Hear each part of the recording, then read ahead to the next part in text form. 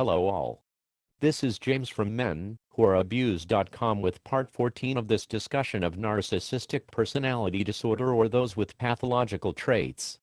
Like I've stated before, I'm not a doctor, but I've gained my experience through being abused by such people for many years. In part 14 I want to talk about the long-term effects of dating or being married to a narcissist can have on your children. Especially if she gets sole custody and a divorce. Unfortunately, what happens is these women start to get their narcissistic supply from the children, in the form of causing a chaotic life for them, lying to them about you the father, and various other lies, pitting one child against the other, and a series of more lies to cause more chaos. They may single out one of the children to belittle, put down, and mistreat them the same way she mistreated you, all the while showing the public face of being the perfect mother. Think about it this way. The same horrible treatment you got for several years will be happening to your children if they are in her sole care. She will manipulate them the same way she manipulated you, and literally rip the child's life apart. More than likely the child will start to develop the same kind of stress symptoms that you received from this woman's treatment. The children can develop serious psychological problems as a result of this emotional abuse. And let's be real here for a moment. This is what it really is.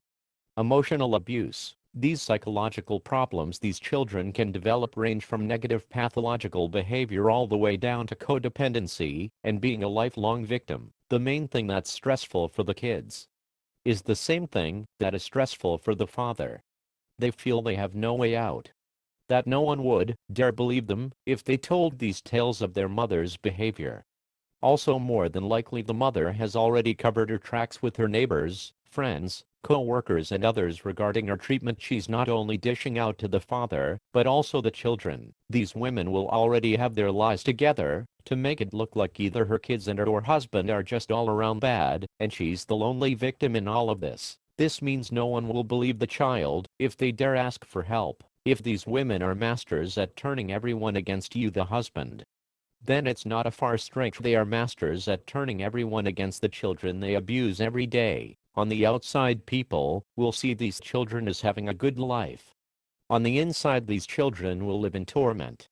The same torment you, the father, live in. They might have that feeling of walking around on eggshells. They might doubt themselves as people, feeling like a loser, and they can't do anything right. Many people that have post-traumatic stress due to abuse develop drug problems, eating disorders, and might even commit suicide. So this isn't just included for the adults. Children can end up in this terrible situation as well. All of this can happen while you and your child are living with such a woman. Or if the woman gets sole custody and subjects this child to her daily wrath. You know it's bad enough when this happens to adults, but this happening to children is where I draw the line. It literally robs them of the precious years of their life. Years they will never get back.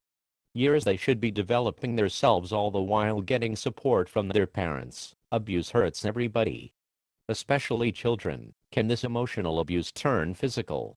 You bet it can.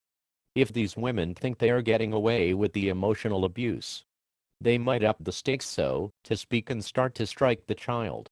And the child feeling like no one will believe them, so they help their mother cover it up. You see, anyone that emotionally or physically abuses a child does the same thing I was talking about earlier in my videos regarding what these women do to us, the man.